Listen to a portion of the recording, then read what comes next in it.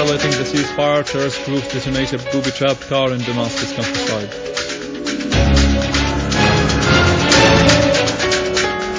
Lavrov assures to Mr. al-Ibrahimi the necessity of convincing all parties in Syria to observe a ceasefire and move to a political dialogue. And al-Ibrahimi says, "We shall work with all parties inside and outside Syria to reduce violence and end it."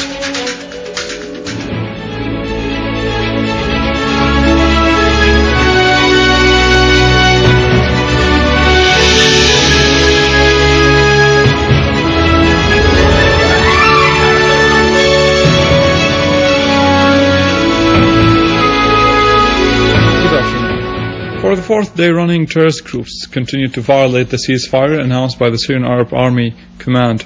In Jaramana and Damascus countryside, the terrorists detonated a booby-trapped car, killing 10 people and causing damage to 20 vehicles and 15 shops in the area. The explosion took place in a Rawda quarter. The victims included women and children and left more than 50 others wounded.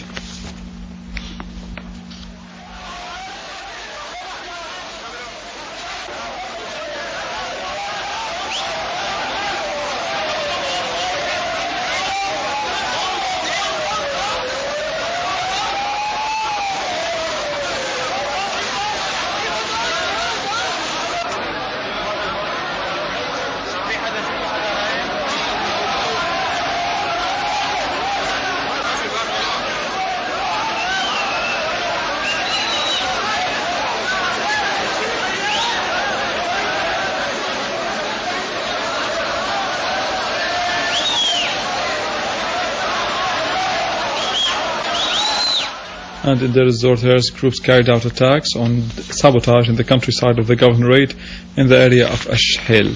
The Syrian Arab Army and armed forces confronted them, inflicted heavy casualties among them, and destroyed a number of their vehicles. In Homs, and in another violation of the ceasefire at the hands of the terrorist groups, which attacked army roadblocks in the Babhud and the area of Az-Zafarani in Al-Rastan countryside. The Syrian Arab Army units confronted the terrorists and inflicted heavy casualties among them, destroying their equipment. In Aleppo, a terrorist group launched a homemade missile on a residential building in Al-Hamadaniya neighborhood. Syrian TV reporter said it caused only material damages. The General Command of the Army and Armed Forces announced yesterday that terrorist groups continued their violations of the ceasefire for the third day running. The terrorists committed these violations in the countryside of Damascus, Homs, Hama, Aleppo, Idlib and Deir ez-Zor. The General Command asserted that such gross violations proved that the terrorists were carrying out a foreign plot to fragmentize and destroy the country. This makes it inevitable to confront them in order to get rid of their evil crimes.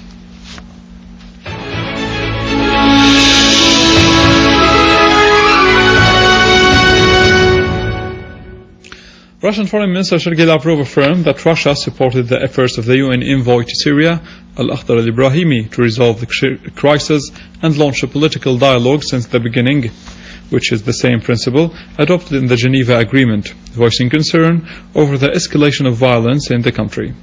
In a joint press conference with al-Ibrahimi on Monday, Lavrov said his talks with the UN envoy seek to find new steps to end violence and the bloodshed in Syria and launch dialogue, regretting that al-Ibrahimi's efforts for a truce during Eid al-Adha holiday weren't productive.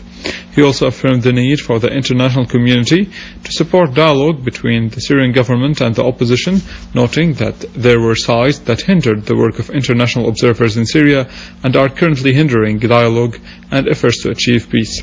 For his part, al-Ibrahimi said that the bombings committed by some groups in residential areas are classified as acts of terrorism committed by groups he had no contact with, saying that such actions were condemned by the Security Council, UN Secretary General and all foreign sides. Al-Ibrahimi said that the Syrian government announced its commitment to halt military operations within Eid al-Adha holiday and that a small number of opposition forces, according to him, did likewise, which is why other sides are accused of violating the ceasefire. He warned that the situation in Syria is bad and getting worse, and that the international community must work together to help Syrians and resolve the crisis. The Chinese Foreign Ministry announced that Mr. al-Ibrahimi would visit Beijing during this week in order to discuss ways and means of finding a peaceful solution to the crisis in Syria. The spokesperson of the ministry said in a press conference that China has constantly expressed support for the UN envoy and called upon the parties concerned in Syria to respond positively to the ceasefire during the Eid vacation. He added that Beijing hoped that all parties would take this opportunity to make the ceasefire permanent. The Chinese paper Global Times quoted Chinese intelligence sources as having said that armed men from the movement of Islamic Eastern Turkestan, which is active in the autonomous province of Xinjiang Uyghur in China, were fighting against the Syrian army within the opposition forces. A source in the counter-terrorism agencies told the paper that terrorist organization in Eastern Turkestan organized the travel of their members to Syria. They have been going there since last May and establishing contacts with Al-Qaeda in order to fight against the Syrian government.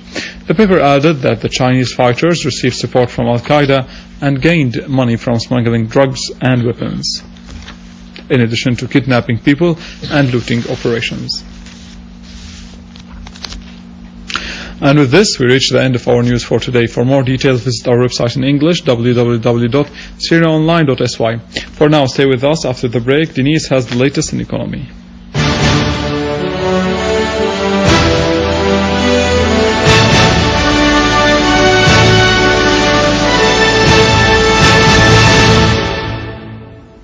Ladies and gentlemen, good afternoon. The Directorate of Agriculture in Latakia stressed that there are over 9.4 million olive trees in the governorate cultivated on 50,000 hectares and that the harvest has started. The Directorate also pointed out that they are expecting the production to be over 160,000 tons of olives and 30,000 tons of oil, whereas the oil quality for this season is quite good due to the recent rainfalls. The manager of the olive oil department in the governorate explained that there are 132 olive miles distributed all over the governorate, working full blast to help speed the olive pressing.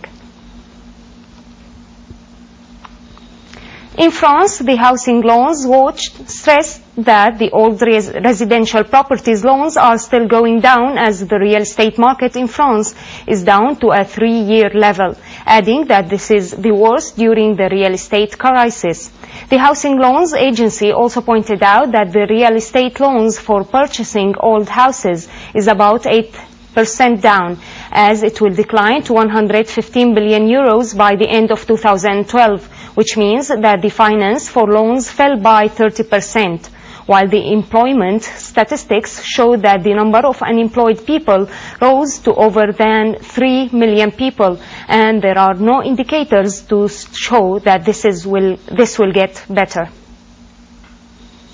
An article published in the Financial Times mentioned that more than 150 companies in the U.S. warned from the impacts of the increasing taxes and spending cuts which will be made to the U.S.'s new budget scheduled on January the 2nd. It also warned from falling into a new financial crisis which may cause a new downturn in the U.S., and this could affect various parts of the world. The National Industrial Companies Union said that the fears concerning the coming financial policy reduced the economic growth by more than 0.6% in the U.S. this year.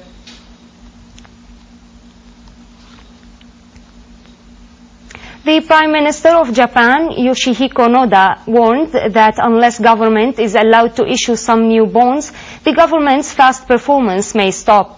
Noda also stressed that if these circumstances continued, the administrative bodies would stop working, which will significantly impact the daily life of the citizens and will hinder the economic recovery.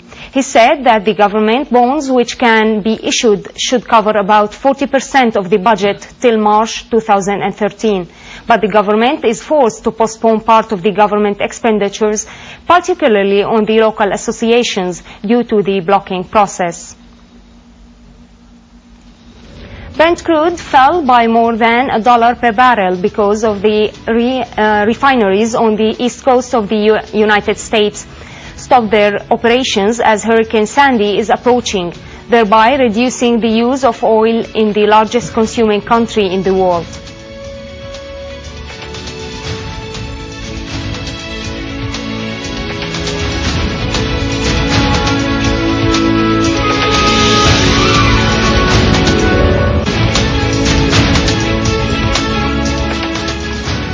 European stocks fell because of the case of uncertainty about the possibility of reaching an agreement to save Spain, in addition to fears of weak results posted by major companies in the region. In Tokyo, Nikkei index closed on a small change as disappointment due to the warnings on profits overturned hopes that Japan's central bank may expand its financial stimulus program, as the members will meet tomorrow to talk about this issue.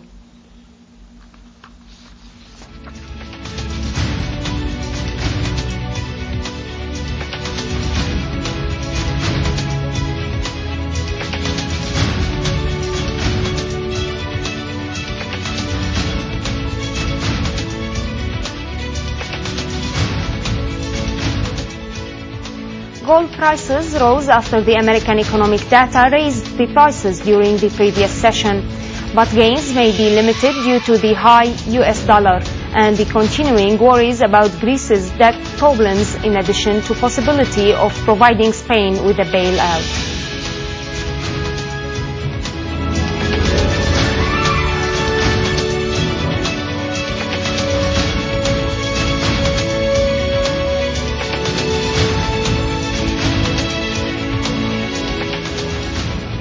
The yen stabilized and began the week above its low levels that it slopped to last week, with the investors overlooking the financial stimulus program that the Bank of Japan may take, and they have their focus on the factors of the US economy.